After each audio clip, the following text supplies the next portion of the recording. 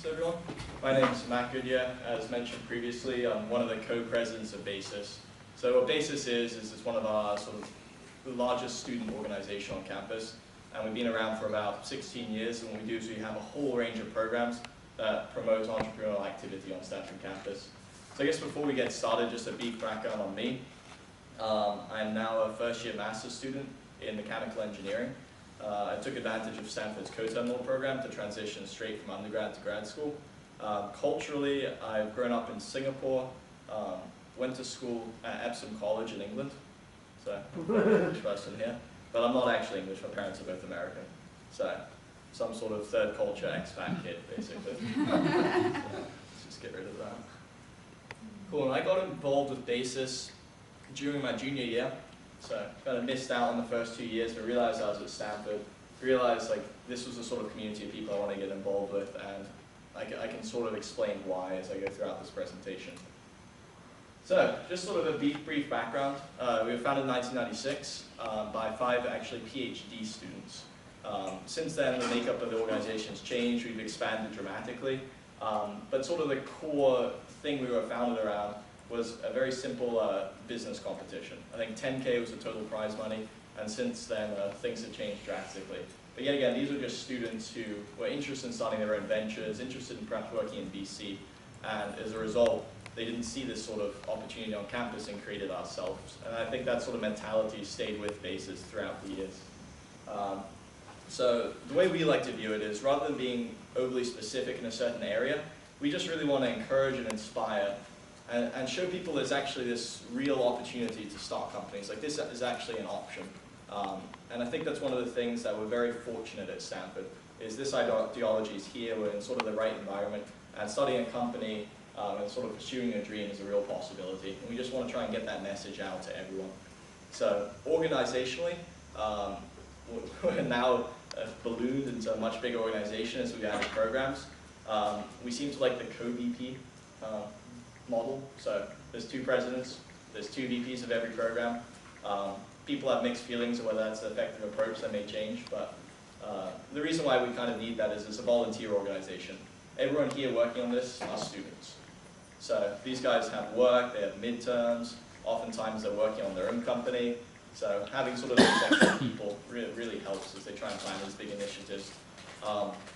As I've sort of mentioned there, our scope is large. Through our sort of lecture series that we hold, we reach 1,200 people a year. We have 309 teams enter our competitions. And we started this year with our first year of expanding our e-bootcamp globally. And we had, I think, 36 students from 28 different countries present at this e-bootcamp. Firms, a lot of the legal firms actually like to get involved. And in the past, we've had a few companies. Companies tend to come and go based on what their hiring needs are. Right now, we're probably able to onboard a few to operate it because everyone seems to want to hire tech. But sometimes you go through bubbles and sort of crashes, and those sort of people disappear. Yeah, so just a brief overview of the programs. Don't try and read the small text. I apologize for that. But the real idea here and the real takeaway from this slide is that we cover sort of a whole swath. We start with sort of inspiration. We have a specific program tailored to incoming freshmen. I think we had 150 freshmen apply this year, and the team itself is around 20. So we're actually trying to decide what to do with sort of that overflow in demand, because we want to inspire and help as many people. So these guys, they're sort of challenged to build their own company. They go through a bunch of different workshops, they tour various startups, and they sort of understand what sort of the Silicon Valley culture and the Silicon Valley community is like for them. The ETL Speakers series is something we co-run with SDVP. It's probably the second longest program we have there. And in the past, it was a little bit more difficult to get speakers, but recently, I guess partnering with SDVP and the fact that we've sort of grown as an organization, we become better at sort of attracting the top people. So this Wednesday, if anyone's around at 4:30, Melinda Gates will be coming to speak. So this middle row, we realized actually these things here are actually fairly new. We realized there's a lot of focus on like the business, and we forgot about the fact that Stanford, what made Stanford great is like great technical companies. We really wanted to sort of encourage more people actually building products, like actually doing stuff.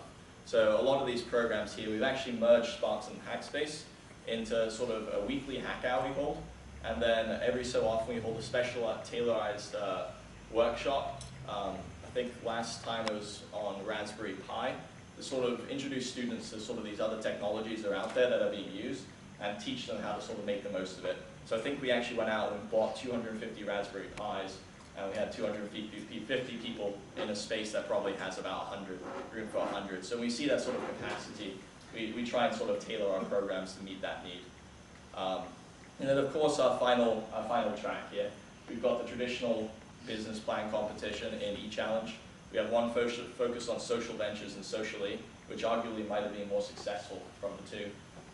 Product showcase, giant, these guys actually start trying to build their company. We provide them seed capital before the end of the competition to actually get going. So they can be judged not only on their idea, but the team can also be judged on their execution, i.e. what have they actually done throughout the duration of this competition. There's a lot of people who argue that that second bit is often more important than the first. So, it hasn't been without its problems, and as always, these will be here. So I thought, especially if any of you are considering sort of setting up a similar sort of organization on your campus, I thought it would be nice to sort of go over a few of the things that we sort of face and have to deal with, and we definitely haven't solved completely. We're constantly iterating on these, and one of them is it's a volunteer. So like, we're not paying these people. If these people just wanted to leave, like, there's nothing we can really do to stop them, and like, that has happened in the past. So the focus is making sure that first of all you recruit the right people who are really excited and interested in this sort of stuff. So a lot of our basis members will go on and get involved in the startup community in one way or another, and sort of ensuring that they actually get value from being there outside of just putting on programs. Putting on a program, not getting paid, can be a lot of stress. I know I did that last year. But the fact that we then get mixes with our sponsors, like we're thinking about setting up like an internal seed fund to help some of these guys if they're working on their own companies. We have sort of the usual sort of ski trip and rafting to sort of build bonding, and just trying to make sure that people are constantly happy and they're developing in their roles. A big problem for a student organization is annual turnover. Like, I'm going to be gone next year. So, like, how do you deal with that? Not every company has a CEO coming in or out. And not just the CEO, the entire executive team sort of circulating in and out every year. So the big step for that is actually documenting and sharing information from day one. And these can just be really little things. So we make all of our teams submit weekly updates so that they have sort of like a timeline of what went by last year. And we have them put together a checklist. We have our board of advisors. So these consist of several like faculty members here at Stanford who've been involved with the organization for a long period of time. And they also consist of past BASIS presidents and BASIS alumni. So we meet with them every quarter, and they sort of give us feedback on what we're doing, what we're trying, what has been tried before, what we should be considering instead. So we're trying to go a step further and actually have BASIS alumni get involved on a slightly more active basis. A lot of them are in the Bay Area, so have them actually paired up with programs. Because a lot of these guys ran those programs in the past, and they get really excited about what's happening with the current generation. And the next step is we're trying to appoint our exec team early in the year, so that there's a transition period of at least a month, so they can kind of see what we are doing. They can ask a lot of questions, rather than sort of coming in blind at the beginning of the quarter and relying on perhaps a phone call from us to inform them. And generally, the size of the organization is a difficulty. We try and make sure we meet every week as an entire team, every 2 weeks as an entire team, as well as an exec team, and not being afraid to sort of remove and merge programs. So on that slide I showed you, since then, like 2 of the programs, I think we've had 4 programs merged into 2, so we can sort of focus our resources more effectively. And that really depends on what the climate is, what students actually need at that time. So, cool. I guess here are all our sponsors who help us do what we like to do.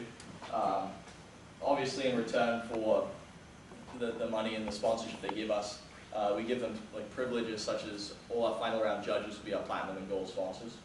A lot of our platinum and gold sponsors will hold mixes with both the BASIS internal team and sort of the entrepreneurs who get involved in our programs. And that's oftentimes what they're really looking for. They're looking for meeting people, deal flow. They understand that these companies may not be what they want to invest in now, but they want to know those people, so that when those people actually stumble around something great, they build something great, like they've had this connection. And hopefully the person that they call and talk to. We're always being beaten up about why aren't you like Stanford. Yeah.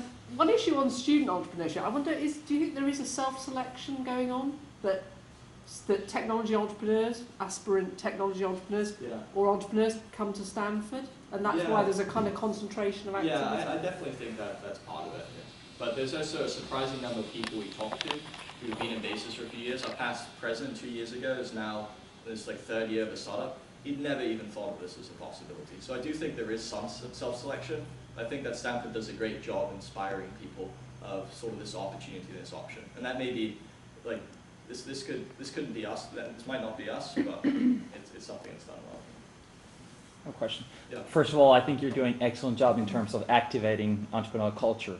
That's something that should be everywhere. It's not only the staff that's doing the work, but students. So you had some figures like 1,500 students per year, was it? Yeah.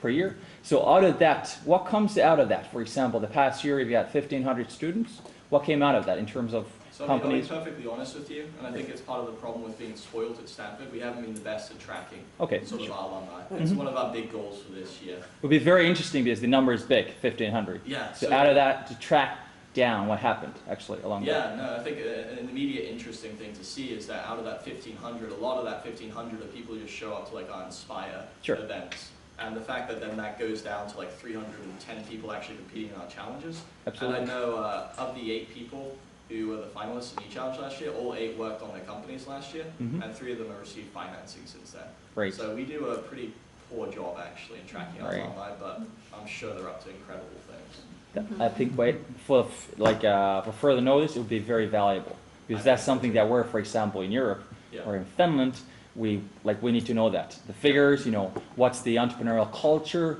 then moving on to the next level, and etc. Setting up companies. So. Yeah, no, I agree. Like I said, I think we've just been spoiled. But good job, excellent work.